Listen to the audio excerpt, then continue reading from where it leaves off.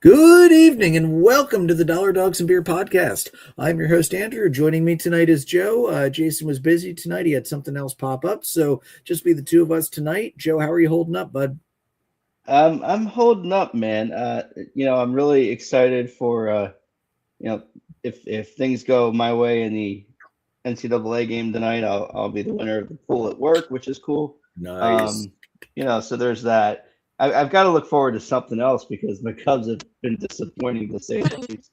Um, It has not been a great start for the Cubbies. Yeah, you're not wrong. and it's media season, so I'm really pumped for that. I'm sure Jim is too, in some degree, anyhow. Our Yeah. buddy Bottle Up crew. So. Just who do you have winning tonight? UConn. Ah, damn it. No, I'm pulling Big Blue, unfortunately.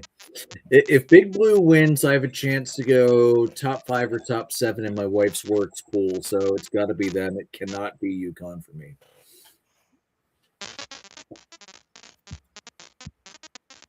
Joe, you still there? Yeah.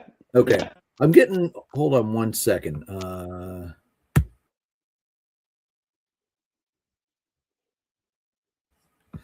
Okay, I'm sorry. I was hearing some weird feedback. I don't know if it was on your end or my end, but that seems to be better now. All right. Okay. Do you have your earbud in or? Yeah. Okay. I wonder if it's picking something up. Okay. Anyway. All right. I'll fire your mute on and off for you. All right. So Joe, what are you drinking tonight? Given the way things have gone so far, I'm gonna go with the Pepsi Zero because I'm not really sure how to feel at this point. So. That's very fair. Very fair. All right. For me tonight, I have a brand new one from Trogs, the Night Gazer Extra Stout. As always with Trogs, gorgeous bottle art, and it's freaking delicious, dude. Really nice. First day on a new job kind of beer. All right. So rolling in, we've passed opening day. We are starting to learn things. We have lots of questions still because we are, 3 series into the season so far. The opening day pageantries were, as they always are, quite lovely. Cincinnati had to have their home game that they always have because God forbid Cincinnati not be home for opening day. But the ceremony around the ballparks across the league, the usual baseball pomp and circumstance, it thoroughly enjoyable. I wish, I still don't like how baseball doesn't have everybody play on opening day. Like 2/3, 1/3 to have off Thursday versus off Friday. My question for years has been, why don't we just do opening day on Thursday? Everybody opens a 4-gamer, or do opening day on Friday and everybody plays the 3 game. We've asked that question for years on this podcast. I think actually just about every year we've done this podcast, we have asked that question, and I have yet to get a straight answer from anybody for why. So, that is what it is. But it was a great opening weekend. Atlanta played well. We did not start the year 0-7 like we did last year, so we are immediately on a much better path than we were last year. Any general thoughts from you from opening day weekend? Um, I agree with you. It just feels like that day off is really dumb to me. So I would prefer to see either the 4 or 3 games, like you said. Um, that would be a huge improvement. I don't get the concept of an opening night game like they did this year on Netflix. That went over poorly. The broadcast quality was terrible, and to me, it just wasn't necessary. You want to be you're trying to be the game that's the most accessible to the biggest fan base, and doing this kind of stuff just turns you into the NFL, NHL, whatever, where you're kind of spreading your fan base out a little bit and having them have to have certain things if they want to see certain things, and it's just stupid. Yeah. So, Yeah. some clarity on that stuff would be delightful, and clarity on the schedule. I think, um, certainly just having everybody play 3 or 4 games in a row on a weekend would be better than break day where it's like wait, so it's opening day, but then they're off, and you're really out of rhythm to begin with regards to the rotation, and it just doesn't make sense. Yeah, I watched. I think I got through about 3 innings of that opening night broadcast on Netflix, and then said, yeah, "I'm done with this." It was the quality was so poor, and I know Netflix is still getting into sports. We had all sorts of issues during the boxing. I can't even call it boxing. The exhibition match between Paul and Tyson, where in the locker room they were doing an interview, and Mike Tyson's bare ass was right there on the screen for everybody to see. And in general, just the quality of the broadcasting. And of course, Netflix isn't going to. They don't have the money, or they're not willing to dump the money to get good broadcasters. Like, as much as I hate Joe Buck, they don't have the money to get a guy of Joe Buck's caliber to get for exclusive broadcasts like this yet. So I'm not. I know they're going to be doing more Netflix games, and I just hope the quality improves as the year goes on, because it really wasn't there for that opening night game. And if you want to have like one special feature game, make that the only night game. Make all the West Coast games, start 3:30, 4:30 Eastern, so 12 o'clock starts out in the West Coast. Just do that instead of this. Let's throw one game Wednesday, a bunch Thursday, some Friday. And then, the other thing with this whole Thursday Friday split, you have some of these stupid opening schedules, like Atlanta playing 13 straight, including an East to West trip. And Atlanta's not the only one who's got a really kooky schedule. I pointed out in our group chat that Oklahoma, Jesus Christ, the previously known as Oakland Athletics, the Sacramento Athletics, because I refuse to call them the Plain Athletics because that's dumb. They had a really, really stupidly, unnecessarily choppy schedule to open up the year, and the 3-6 record kind of plays into that. But their schedule to open up the year, they were here it is. Sorry, I had the wrong tab up. They're at Toronto, where they got swept by the Blue Jays. Then they came down to Atlanta, dropped 2-3 to the Braves, had an off day, lucky them. A 3-game homestand with the Astros this weekend that they took 2 out of 3. An off day tonight, and then they are playing in, 7, 14. They're playing in 16 straight.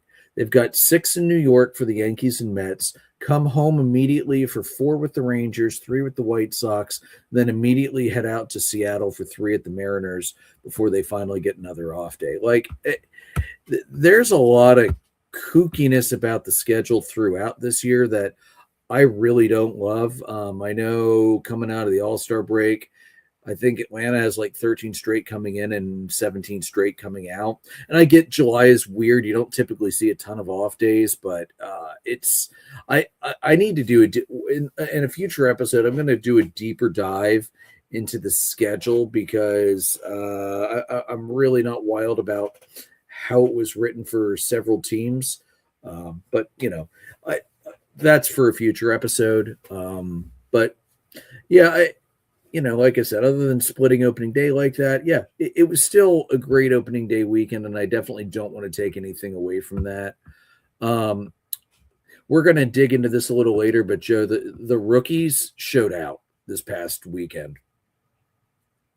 Yeah, I mean, it's been exciting to see some of those guys get an opportunity early to make a difference and making an impact, as you alluded to. So and ABS came out.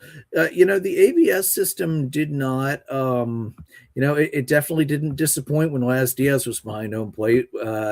Didn't it? Yet the number of calls Laz has had overturned, I think, is going to, by the end of the year, I think he might set a benchmark that is unobtainable unless Angel Hernandez decides to unretire. And if baseball ever lets that happen,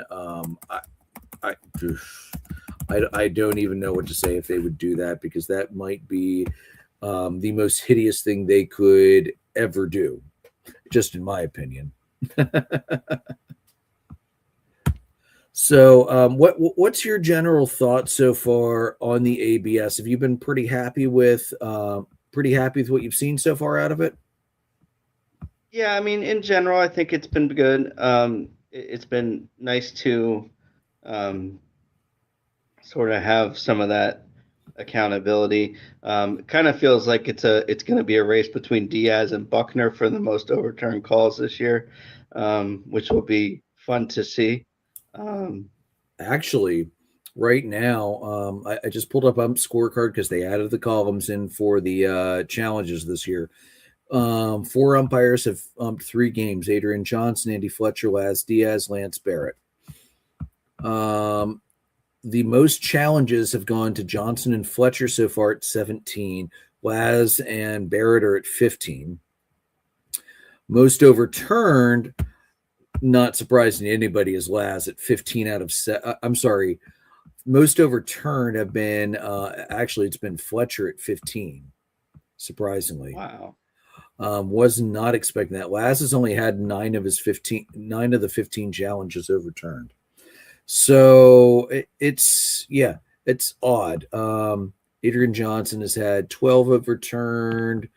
Mike Estabrook has had 11 overturned out of 12 challenges, and Chris Siegel has had 10 out of 13. Now, I did see something interesting earlier today, Joe. The AB, some of these like 0.1 inch ones are they're gonna have to look at this because the ABS where the line is where it looks is right where the top of the house part of the Pentagon at home plate becomes a square. That's where the cutoff is. Whereas technically the strike zone is actually from the tip of the plate. So if a ball is dropping, it could very well be in the zone at the start of the plate, but where the line where it cuts off is, it might drop below. So I'm actually kind of curious if we're going to see some off-season tweaking of that and tweaking of where the line is, because I think there have been several calls already that people have pointed out if they were using the true strike zone would not actually be overturned. And of course, this is year one. There's going to be plenty of time for improvement. But the one thing I can definitely say that I really appreciate is ABS does not slow down the game at all. They stop. They take 5 seconds to turn around, look at the monitor. It immediately gives feedback, and we get right back into the game.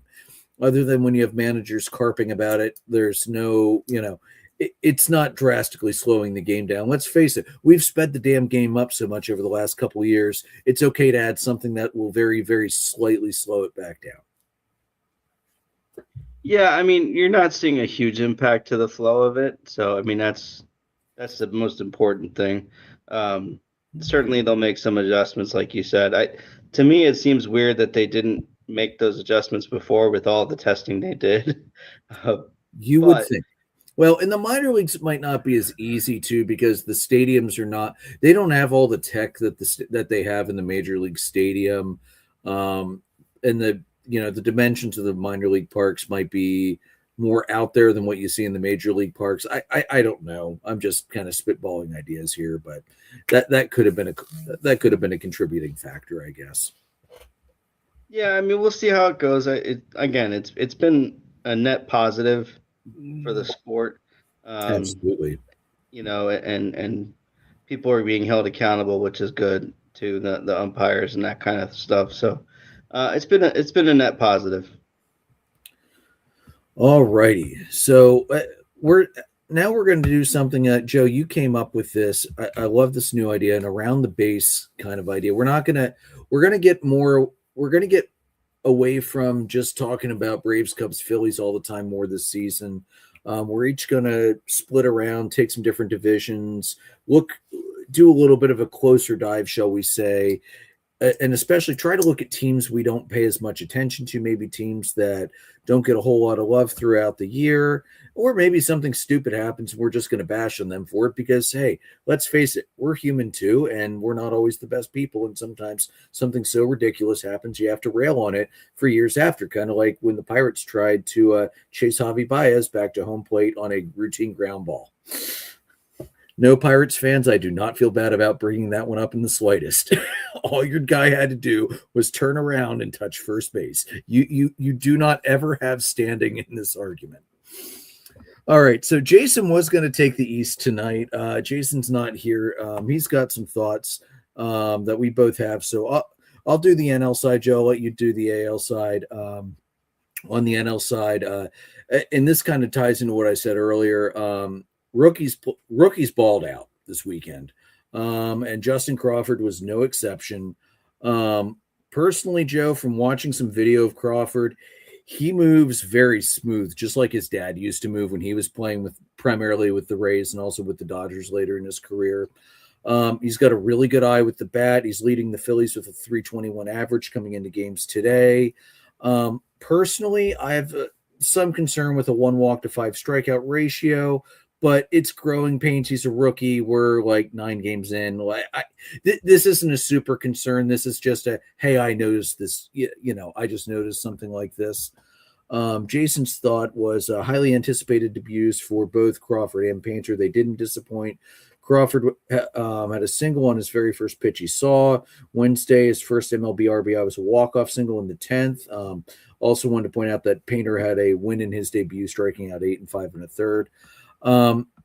The crazy thing, Joe, is Carl Crawford's numbers, career numbers, 290, 330, 765. He scored 998 runs, 1931 hits, only 136 homers because he was a speed guy, 766 RBIs, 480 stolen bases, and also kind of like his kid, 1,067 strikeouts to 480 walks.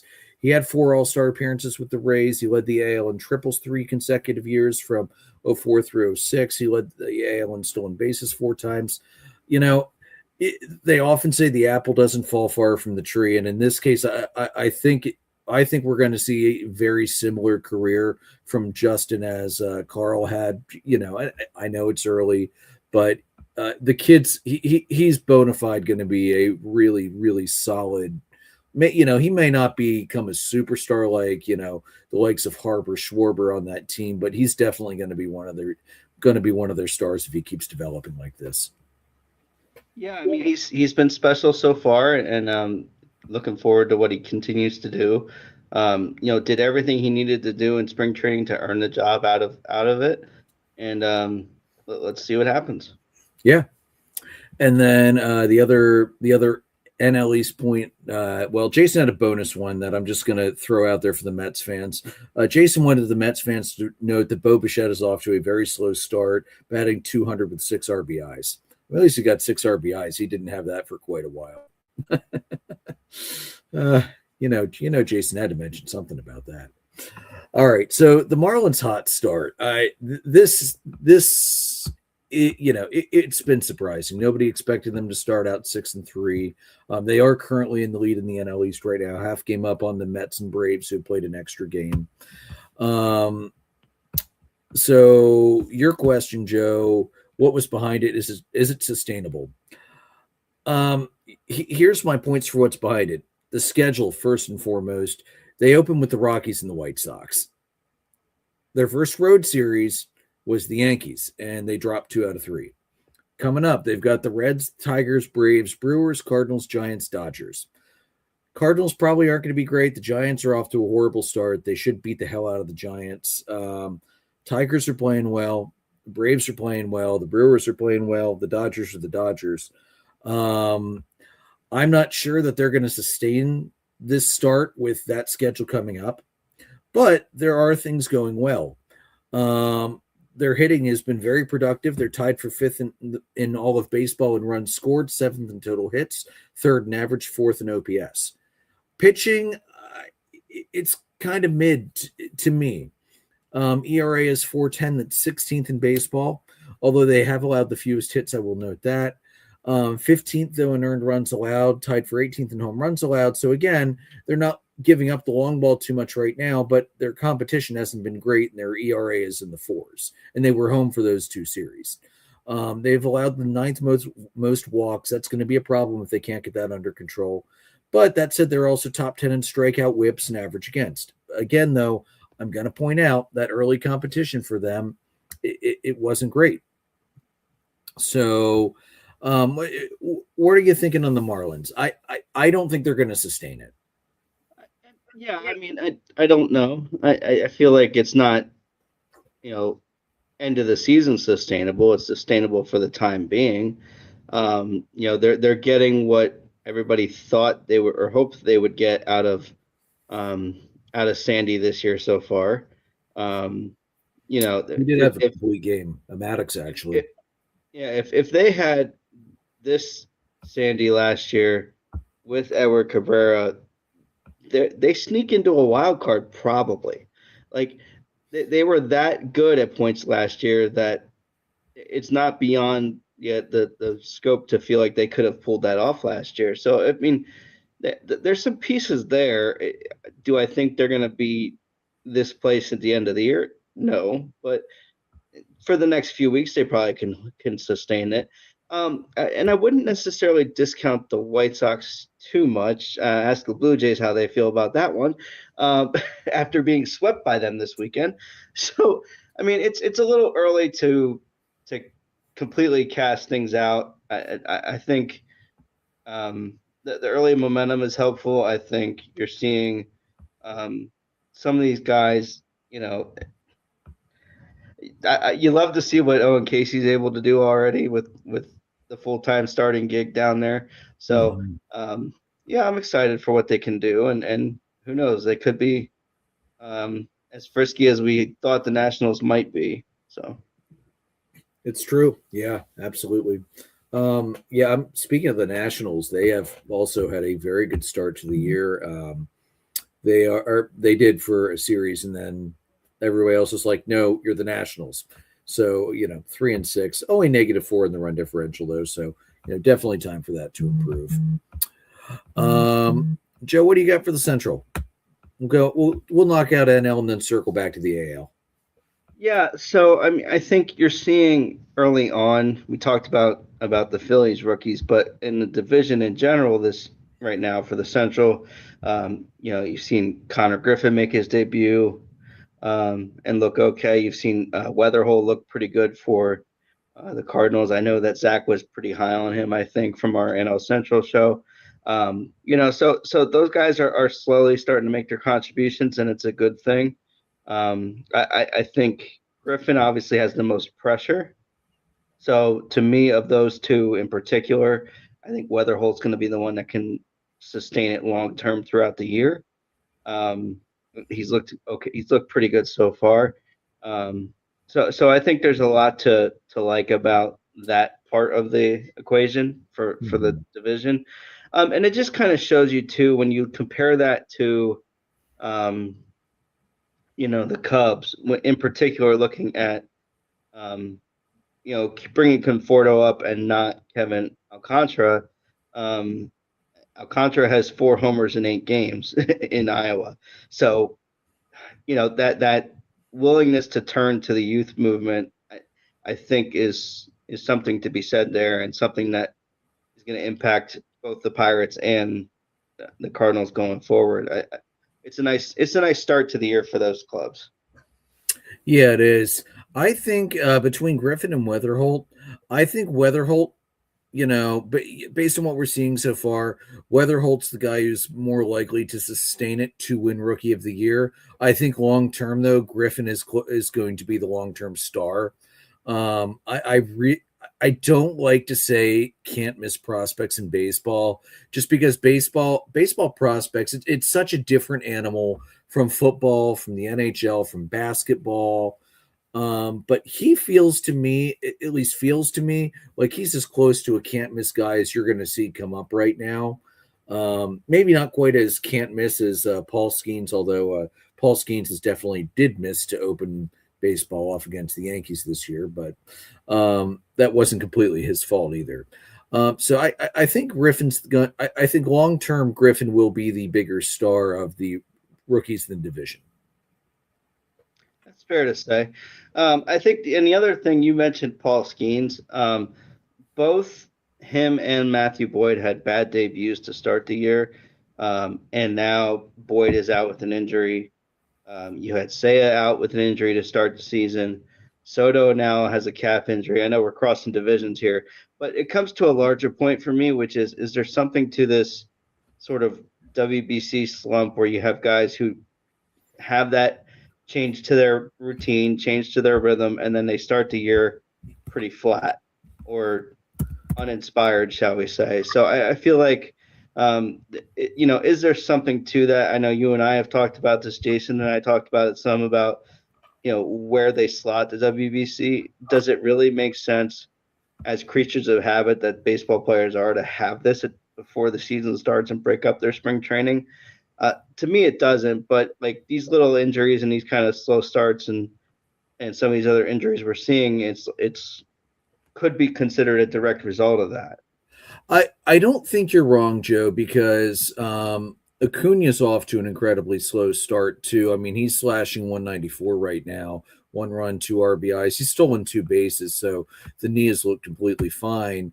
Whereas in the World Baseball Classic this year, he hit pretty well for Venezuela, 269 average overall, hit 2 home runs, 4 RBIs in 7 games.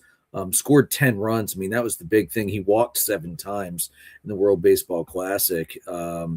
So I don't.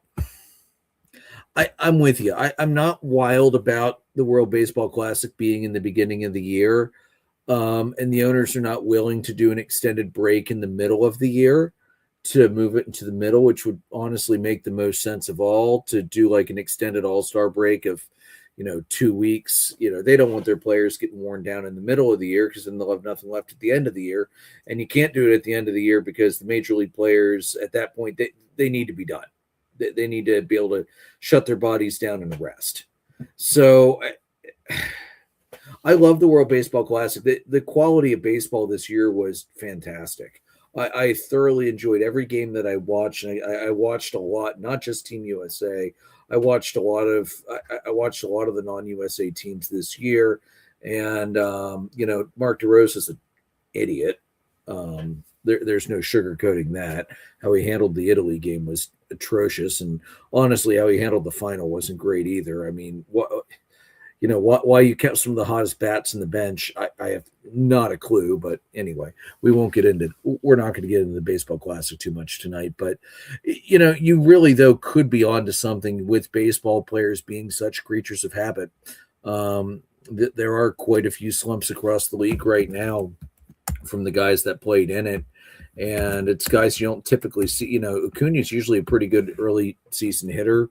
Historically, Judge is hitting only, and I say only, but 250 right now. He does have 3 home runs and 7 RBIs, 8 runs, but Judge is even a little bit, slightly slow compared to his typical gazelle-like pace to start the year. So you might be onto something, honestly. Yeah, I just feel like I'd rather have the guys performing well during the season that matters rather than the exhibition that is the WBC. Not again, I understand that it's a great exposure for the sport, but to have guys in what could be the last season for a little bit, starting off rough, kind of concerns me. I kind of wish, honestly, I wouldn't hate it if they would do for the WBC, if they would do like futures rosters instead of current major league rosters. That would also be exciting to see, because there's a lot of good futures players across just about every team. I mean, you look at some of these teams that did not have a lot of current major league talent. It was a lot of the young prospects. I mean, like let's look at Brazil, who got obliterated by everybody because baseball's really just starting up in Brazil. I mean, one of their best pitchers was a high school kid from the Atlanta area that actually struck Aaron Judge out. I mean, he also walked a bunch of guys along with that entire team. Plus, they're not used to the pitch clock, and they had a ton of pitch clock violations. But Brazil, when we started this, Brazil was not a country I ever thought we would see in the WBC in the next 30 years, and here they are. So clearly the global outreach is working. So that that mission of the WBC is absolutely working. But to alleviate maybe the concerns of the perhaps the owners, the general managers, that might not be a bad idea to say, hey, let's just do futures players, minor leaguers, instead of the major league guys. I would still watch it if it was futures, honestly. All right, let's move it on to the NL West. Joe, you made me giggle with this one. Otani does something spectacular and unseen since the last time he did something spectacular. The Dodgers were the first team to start 3 Japanese pitchers in a series. Personally, I hate that Otani's the one who gets the headline for this feat because it downplays the contribution to the other Japanese pitchers on the roster. It also feeds into that feeling that everyone who's not an LA fan gets, that he's, MLB's golden voice who gets preferential treatment for things and all of that. That said, though, the feat itself is really cool. It's very unique. And I'm also not surprised that it was a West Coast team that did it first. If it wasn't going to be the Dodgers, it was probably going to be the Mariners.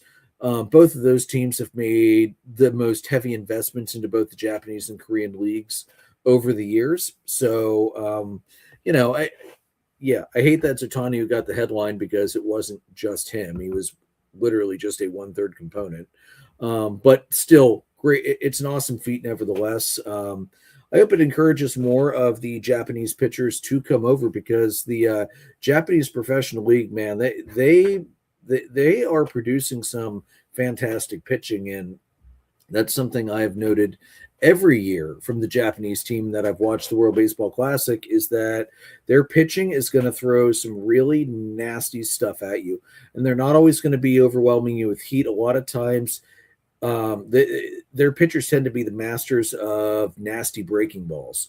So, I'm excited to see more of those guys come over and contribute. Did I pretty much sum up what you were thinking for that? Yeah, that was part of it. The other thing I'll note for the Dodgers is I saw this today. Like they have five of their 7 wins are comeback wins already, which is just ridiculous. It's frustrating as hell. But yeah, that was the other Dodgers comment basically. So one thing about the Dodgers, I do love the fact that Edwin Diaz brought Narco with him from New York, and that they had a live trumpet player play him on. Her name's Tatiana Tate. Honestly, dude, that trumpet looks hard. That is not easy. Tommy Trumpet does a great job with it, with Blaster Jacks and the actual song. I know it's not as video board exciting as it was in New York, but it's not going to be because Dodger Stadium's older. They don't have the video board, the video ribbons that New York, which is a significantly newer stadium, has. So for what they were able to do with it, it's still a very, very good entrance. The other part out of the West, can it get much worse for the Rockies? Now, ironically, Joe, going into games tonight, the Rockies are not last, but that's because the Giants have played and, of course, lost one more game than the Rockies have. But other than them getting swept by the Marlins, they're pretty close to where I was expecting them to be. Dropping 2 out of 3 to the Blue Jays and Phillies, that's honestly my expectation for the Rockies. I don't expect them to get swept every series because we've talked about this before. It's difficult to sweep a team. You have to have a lot of things go right. You have to have a lot of momentum on your side because baseball is a game where a fluke play can happen at any time and just throw a monkey wrench into everything. The differential right now isn't awful, despite the fact that the Phillies beat them 10-1 in one game. They're only at -4. Now, is it going to get worse? Oh, 100% it's going to get worse. I don't know that we're going to be able to track them as being historical losers this year, but they're not going to be good. This is what they've got the rest of April. They've got the Astros twice. They've got the Padres twice. They've got the Dodgers. They've got the Mets. They've got the Reds. Things are going to turn on them. They've got one of the least intimidating major league rosters we've ever seen, not just have seen in a long time. One of the worst major league rosters we've ever seen. So, it's going to get worse. And it's going to get significantly worse, and it's not going to take long for it to get significantly worse, I don't think. You have anything you want to add to that? I'm not sure there is anything else you really could add to it, but no, there really isn't. They were, yeah. I mean, I feel for Rockies fans because they do have a gorgeous stadium. I cannot wait as we gradually work over the summers to to get to all the stadiums with the boys. I cannot wait to get out to Coors Field because it's stunning, and the backdrop to that field it's second to none, honestly. It's nestled in the Rockies like that. But that said, yeah, it's the quality of team does not match the quality of stadium at this point in time. Nor will it until a certain Mr. Holiday comes up, and I don't mean his dad. Yeah, anyway. So so that's what I got for the NL West. I got you worst, I got you first, and the Giants still suck.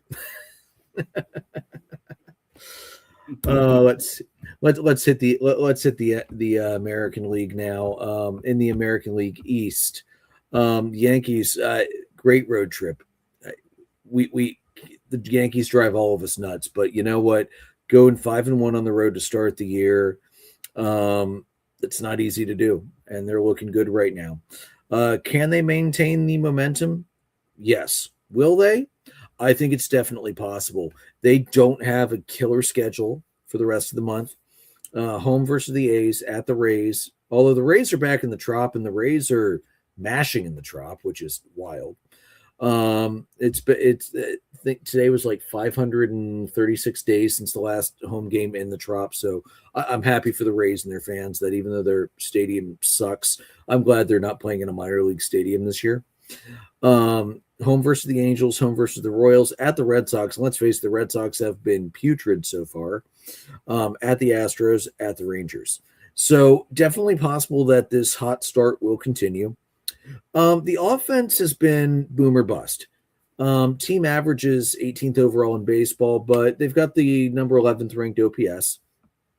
They're pitching, though, and it will not stay at this level of stellar, but through the first three series, an OPS of 1.01, that's third in the league.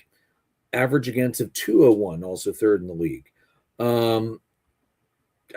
That pitching, if it continues even fractionally as good as it's been going so far, yeah, absolutely. Pitching wins championships. Jason's comments. Yeah. Oh, sorry. Go ahead. Yeah, I mean, they look, from Jason's perspective, they look like the clear favorite in the division. Sweeping the Giants and 2 of 3 from the Mariners on that opening road trip. Mm-hmm. Seattle is not an easy place to play. No. So to be able to have a start like this is good for them for sure. I didn't anticipate this, just given the run it back sort of nature of the offseason for them. So, I mean, can they? Yes. Will they? I don't think so, unless these other teams in this division start remembering how to play ball. So, well, there is that. Jason's other point he wanted to bring up is that the Orioles and Red Sox might be kind of bad. Now, that said, the Orioles are, once again, for the second year in a row, are getting quickly decimated by injuries. I don't know what's going on with strength and conditioning in Baltimore, but they really they needed to evaluate that after last year, and clearly they haven't done enough of that. And they need to take a much better look at it this year. The Orioles are at 3-6. The White Sox are 2-7, so they're right there in the basement of the league.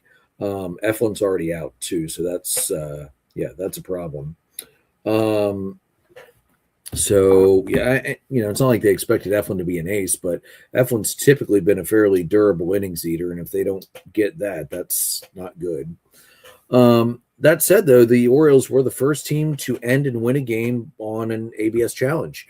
I was not surprised that it happened this quickly into the season. I just had a feeling. That said, I don't know that you're going to see that very much because you want to use your challenges in the most high leverage situations. And that tends to be in the middle of the game more so than the end of the game.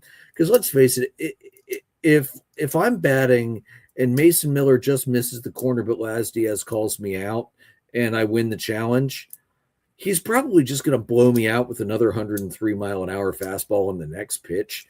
So it's just going to delay the inevitable by a pitch. I think they're going to be more. You're going to see it more value on those overturned challenges. I think in the middle innings when you're getting into the end of the starter and the beginning part of the bullpen versus the higher leverage guys. But I definitely don't think this will be the last time we have an end of the game overturn via ABS. Yeah, I would say you're probably right. I mean, just it's amazing it happened within the first week. I don't know that I anticipated that. I'm amazed You it are going to wasn't one of see, yes.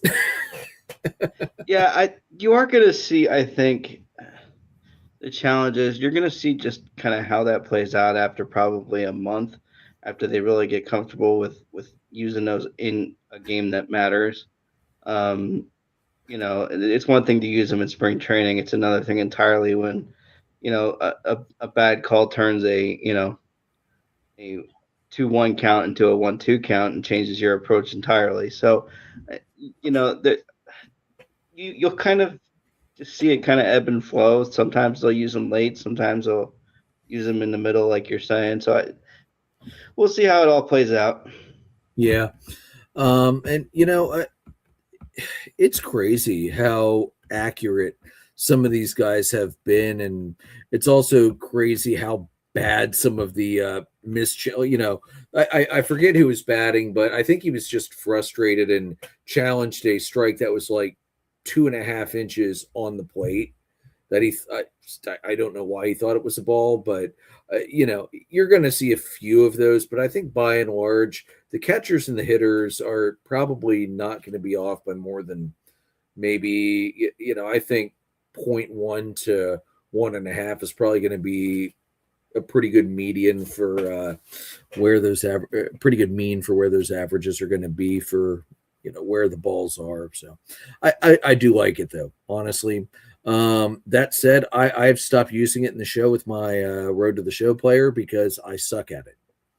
So, and I've noticed, and Jason said this too in the group chat, if you blow your 2 challenges early, you get screwed later because it feels like the home plate umpire is taking it out on you. All right. Experienced that firsthand yesterday because oh no. Not in the game, but Nico challenged a pitch that was close, but he was wrong. And then Bregman got absolutely screwed by one that was definitely not in there and called a strike. Like the very next hitter, I'm like, you've got to be kidding me. Yeah. All right. So Joe, what about the AL Central? Yeah, I mean the Scuba and the Tigers. The Tigers are off to a pretty rough start to begin the year. Feels like Scuba went 7 strong in his debut and had no run support. So my thought and question was, is he the next Jacob deGrom as far as the run support goes? Going forward with it feels like the Tigers are in their window, and I don't want to read too much into the beginning of the season, but it just seems like he's getting a little less support to start the year. So yeah, I don't know that I'm quite ready to declare him the next DeGrom, but if this trend continues, yes, 100% yes, I will be on the Joseph declaring bandwagon of Scooble to DeGrom.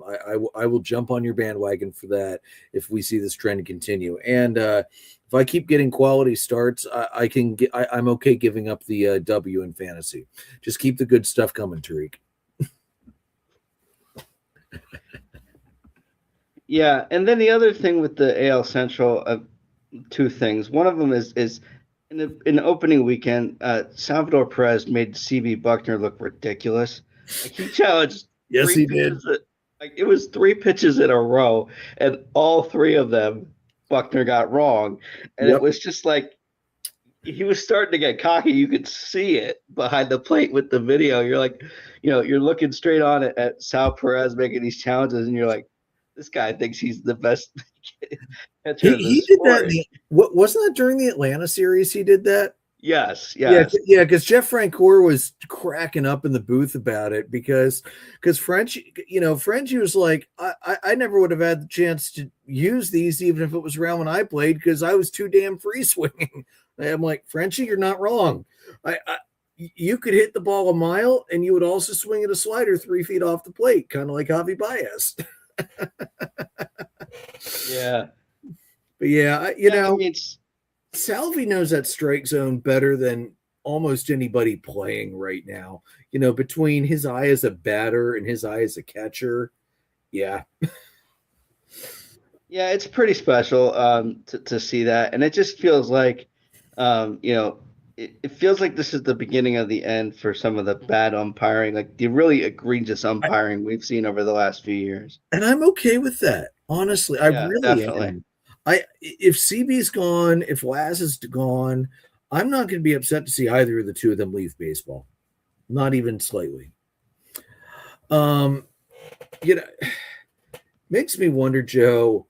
We always said the modern day equivalent of strike zone knowledge, the modern day Ted Williams of where is the strike zone, we often said was Joey Votto. I mean, obvious shirts made shirts that said if Joey Votto didn't swing, it wasn't a strike. Um, I really wish we could have seen Joey Votto playing in this ABS era because it wasn't too often he was wrong when he was chirping at the umpire about bad calls. I'm just going to leave it at that. All right, let's kick it off to the West. Your first question you posed to me was, is Cal Raleigh a one-hit wonder? I don't think so. I think Cal Raleigh, I think you're going to see again a little bit of the WBC, kind of effect, maybe hitting him as well. I also think after everything he did last season, I think I'm not really surprised that he's starting a little bit slow this year. I think he's going to be fine. Yeah, it's not pretty so far. He is very far below the Mendoza line at 132. But similar to Acuna, I think once he gets that, once he starts getting some hits, starts getting rolling, I think he's going to be okay. I am concerned about the strikeouts though. He's already up to 20 strikeouts in the year to only 5 walks. And he's always been a bit of a free swinger. He did strike out 188 times last year while hitting 247. So I'm a little concerned about the strikeouts, but I do think I think he'll be okay. What do you think? Yeah, I mean, it's more so just kind of feels that. I mean, he was just on such a tear at all season last year, and to just start off as flat as he did. Yes, it could be this. My thoughts on the WBC too, but it just felt like, was that a one time thing to have that success? I don't think it's no. I don't think it's one time. He's always been pretty good. Now, yeah, did he break out huge and monstrously last year? Absolutely. But I don't think he's going to hit 60 home runs again this year. But I think 35 to 45 is very reasonable and within reach for him, especially because they're able to DH him so he can play. He can bat every day while giving his legs a break from catching. That said, I really hope they don't catch him as many games as they did last year. I thought that was understandably because of pushing for playoffs. I thought it was nuts to have him catch 121 games last year. So hopefully although he's already caught 9 out of 11 games this year. Jesus. Okay, maybe the Mariners haven't learned their lesson from last year. All right, well, I guess we'll see. All right. And then I noticed this before I even looked at your sheet. Where are these Angels power hitters coming from? After a week of baseball, they're tied for the league lead with 10 home runs in that first week. Zach Neto has 3. Nolan Shanuel has 2. Trout's got 2. And boy, I am loving seeing Trout actually playing and not hurt. Josh Lowe, Yohan Moncada, Oswaldo Peraza, and Jorge Soler each have a home run as well. Um, it was a hell of a start to the year for the Angels. I don't think they're going to continue that success. Although the fact that they did it against the Mariners and the Cubs, that was a little more surprising. Although the Mariners, they only had one game where they really lit up on them. It's nothing, by the way. Game just started out west. Braves Angels tonight. And it's Chris Sale in the mound tonight, so probably not super likely of a home run, although it could happen. Langoliers hit a home run off him last week. So it's cool. I don't think it's going to be sustained like that by any small means. Of the guys they have that are Soler's going to keep hitting home runs because that's all he does. He's boom or bust at this point in his career. I think Zach Neto will continue to hit very well for them. I'm not Trout, obviously, if he stays healthy, is always a home run threat. I don't know about the rest of the roster, how much I love the power in it and the sustainability of that power, but it's definitely a more surprising start than I was expecting. Yeah, I think that's a fair assessment. It just feels like they certainly offensively got the ball rolling pretty good. I do think if they keep this up, they're going to have the quite the home run differential based on anybody hitting balls to Joe Adele. Which if you're doing that, if your plan is to do that, don't do that anymore. All right, so we now have a key. Hit the ball to Joe Adele. Anyway, yeah, that was wild. It's definitely not sustainable, but this is baseball. When you look at it in 1 week chunks, you can find all sorts of crazy shit, and I love that. Yeah. All right, it's time to do our week one overreactions. Joe, I'll let you lead it off. What's your big overreaction after watching 1 week plus a series of baseball? I think for me, a bit homerish on the first one. The big one is just that it just feels like this Cubs team just came out completely flat to start the year. You have series that you have to win, and they did not perform well. So I'm not saying that they're not going to find a way to be towards the top of this division, but maybe my big overreaction could be that they missed the playoffs based on this opening trend. You look at two guys in particular for you because this is just crazy to me because I mentioned it to you guys over the weekend. Up until the middle of that second game doubleheader yesterday, Ian Happ had been 0 for 10 with 9 strikeouts on the weekend, Jesus. and then had, had 2 home runs, which is just crazy to me. But Ed Swanson had been, I think, somewhere around that 0 for 9 too, and finally hit a home run, his first one of the year. So it just feels like they've really started out flat and unimpressive. The other thing too is that you're seeing Maton didn't pitch all weekend, which is weird to me. In close games, you lose 4-1 on Friday, you win 1-0, and then lose 6-5 in the nightcap yesterday. So I'm a little confused as to the way they're using guys again, which shouldn't surprise anybody who's a listener of this show. But it just feels to me as if they really have come off flat. You can't lose a season you don't win a season in April, but you can certainly set things in the wrong trajectory in April, and I feel like they've already started that way. The 2025 Atlanta Braves would like to say, yes, you can absolutely lose a season in April. So it just feels to me like that's the first one for me. And the second one I think too is, and I don't know if this is an overreaction or not, for the fans is where I'm kind of going with this one, because you mentioned the Red Sox. The Red Sox are 2-7 to start the year, and you already had chance of sell the team at the ballpark, which is there some validity to that when you get rid of Bregman and don't really make huge offensive additions? There's something to be said for that.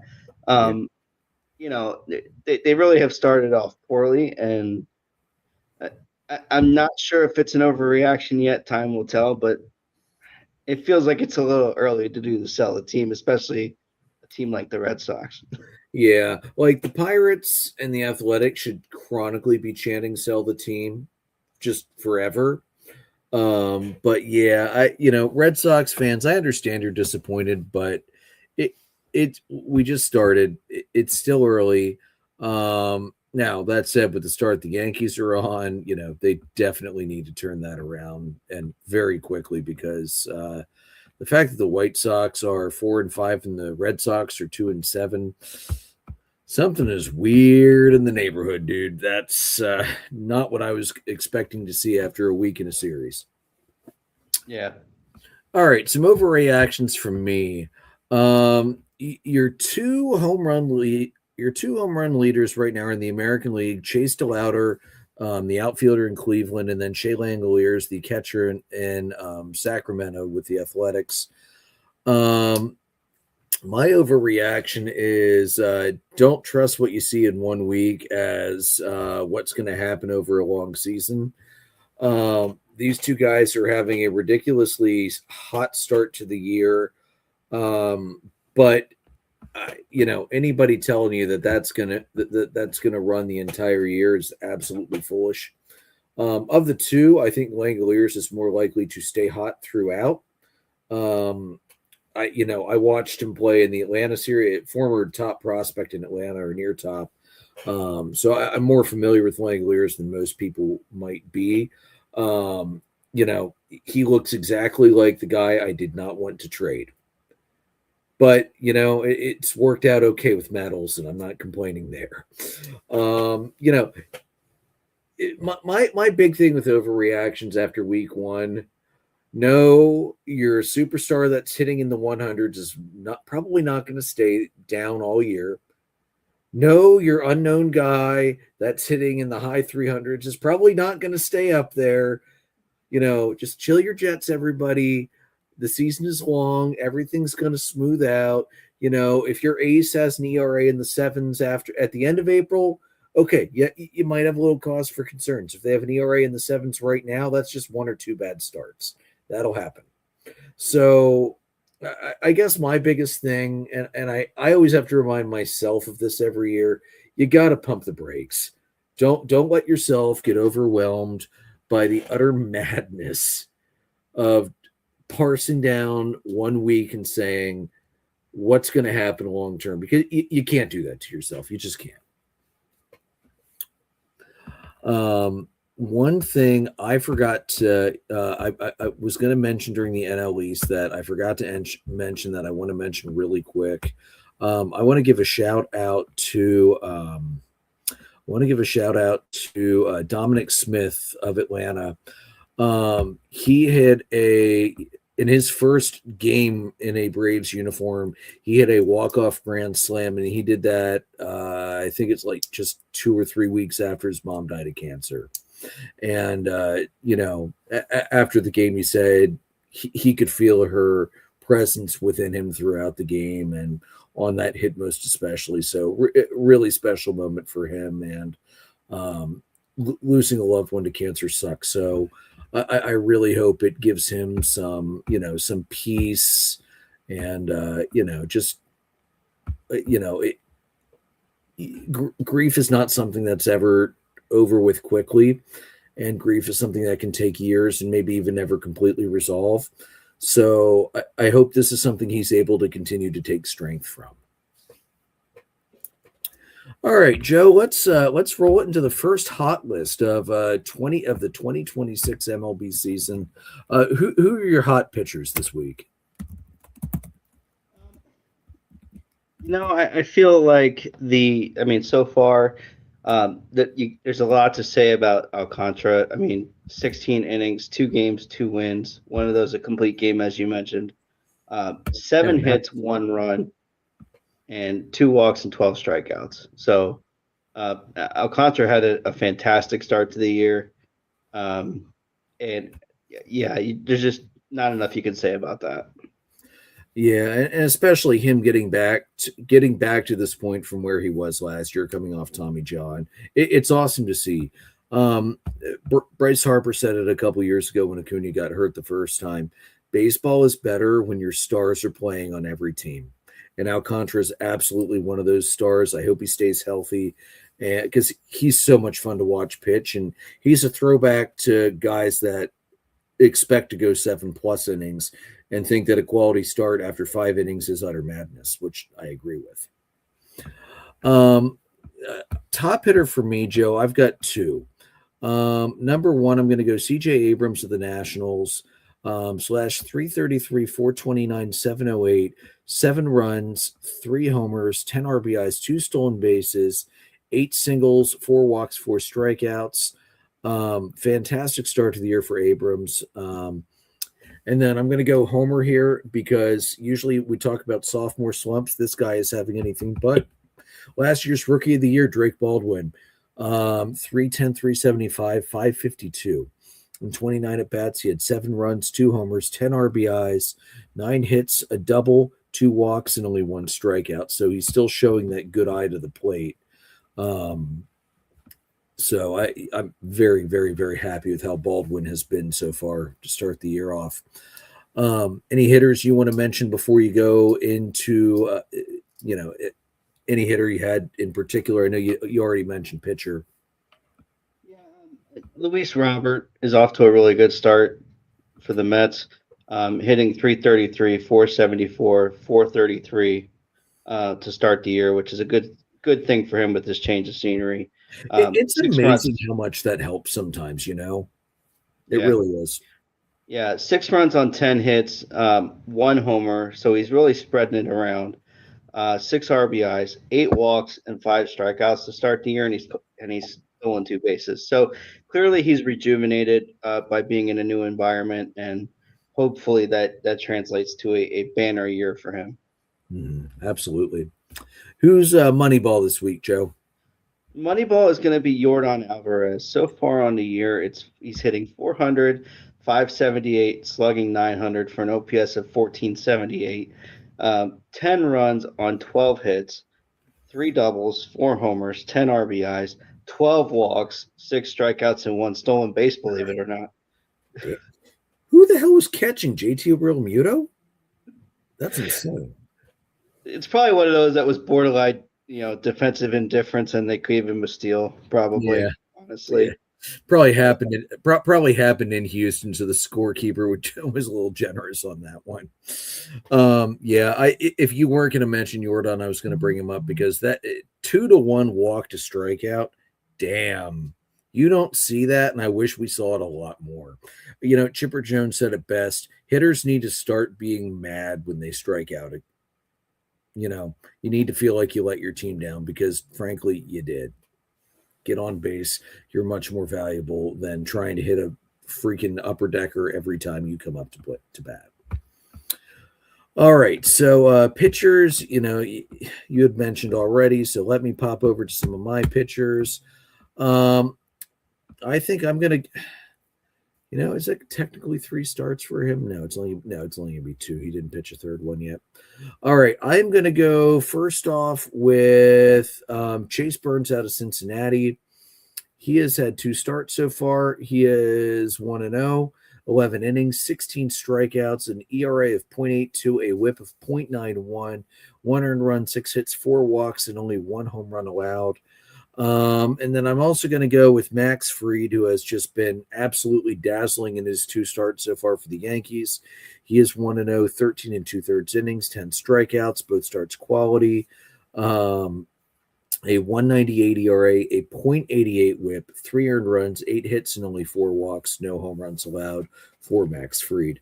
A lot of good pitching though so far. It's again, it's early, so it's hard to pare down just to 1 or 2 singular guys. There's been a lot of good pitching so far. I couldn't go too brave. I couldn't add another Homer Braves guy, so I went with the former Braves guy to get around that. Do you have any other top pitchers you wanted to mention? Mostly, I think this one just to be a little bit fun and tongue in cheek. Jordan Romano for the Angels as a reliever has made 5 appearances so far, 3 for 3 in save opportunities. This line is something that Jason wishes that he had done in a Philly uniform. 4 2/3, no hits, no runs, 2 walks, and 7 strikeouts. Damn. Yeah, Jason would have killed to have that in a Phillies uniform. That's fantastic. That's That absolutely fantastic. definitely is contributing to the Angels' success so far. And then a adulting reliever will go with Mason Miller for the Padres. Yeah. 4 games, 4 saves, four in those 4 opportunities, 4 1/3, 1 hit, no runs, obviously, 1 walk and 11 strikeouts, Jesus a Christ. .46 whip and a .071 batting average against. So yeah, That's stupid nuts. Like that's video game numbers right there. I swear. yeah. I think we'll skip out on hot teams. We really kind of covered that with the start of the year. Plus, we're 3 series in, so the top teams are the top 3 teams in your division. The not so hot teams are the Orioles, the Rockies, the White Sox, and everybody else down at the bottom of and the Giants. So we'll take it easy on the hot teams for this week. So Joe, anything else you wanted to bring up from opening day? I'm just glad baseball's back, honestly. Yeah, I mean, the only thing I will say, this is sort of a dig at MLB in general. Something is up with the MLB app because I have had a whale of a time trying to sync up the TV with the radio. It's easily like 30 seconds behind every time I turn it on, which is ridiculous. And it just feels like to me it's been really glitchy where it just will stop playing all of a sudden and it'll go to a commercial even though they're in the middle of an inning. Like there's been a lot of glitches with it, and I don't know if it's just me, but It's not. I've noticed that too. It's been a little weird. what do you know? You give something to ESPN and they ruin it. Congratulations, Well, baseball. And I haven't noticed it personally because I'm not in the Atlanta metro area, but with the whole Braves Vision thing versus MLB TV, it's apparently there have been some weird blackouts and there have been some weird streaming issues so far with that as well. So hopefully that's not something that's going to continue. But it is something that I also noticed, and it might just be in general with, we're in the beginning of the year, bugs are getting worked out and it's going to be fine and we'll forget about it in 2 weeks. But, the fact that it is happening right now it's irritating to say the least. So, dear MLB, fix it yesterday. Thank you. And get rid of blackouts. They're not necessary. Yeah, all right. seriously. Yeah, I'm so tired of them. All right, guys, audio recordings can be found on Anchor, Spotify, Google Podcast, Apple Podcast, anywhere you can find podcasts. We're live on YouTube and Facebook. Merchandise us at redbubble.com/people/DDAB-podcast. Follow us on Facebook at facebook.com/dollardogsandbeer. We are presented by Dark Arrow Podcast, LLC, and sponsored by the fantastic guys over at Baron Barbershop in Manheim. May your dogs always cost $1. May your beer always be cold. We will be back next week. Take it easy.